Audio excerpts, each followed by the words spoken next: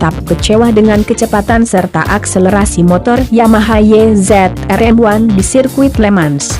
Valentino Rossi memulai balapan Minggu 19 Mei 2019 malam tersebut dari posisi 5. Namun, ia kesulitan untuk menyodok ke depan dan mengganggu 4 pembalap lain. Untungnya The Doctor masih bisa mempertahankan posisi dari kejaran pembalap lain di belakang.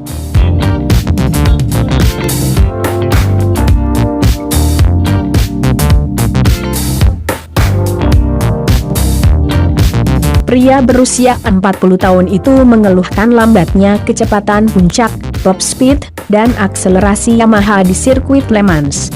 Rossi mengakui Yamaha memang tidak pernah punya sejarah yang bagus dengan kecepatan, tetapi situasi di seri Prancis benar-benar mengkhawatirkan. Saya berusaha untuk membalap dengan maksimal, tetapi tidak cukup cepat. Saya kehilangan banyak waktu di trek lurus dan akselerasi di tikungan lambat. Sisi positifnya saya cukup bagus pada akhir balapan, tutur Valentino Rossi, mengutip dari Crash, Senin, 20 Mei 2019.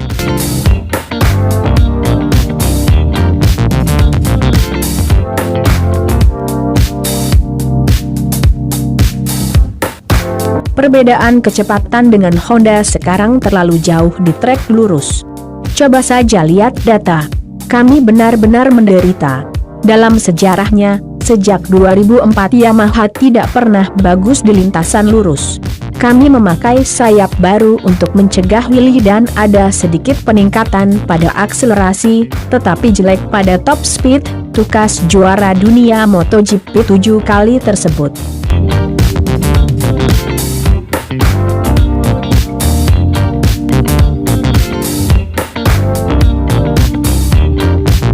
Keluhan Valentino Rossi tersebut tidak sembarangan. Pembalap bernomor motor 46 itu hanya mencatat top speed 300 km per jam.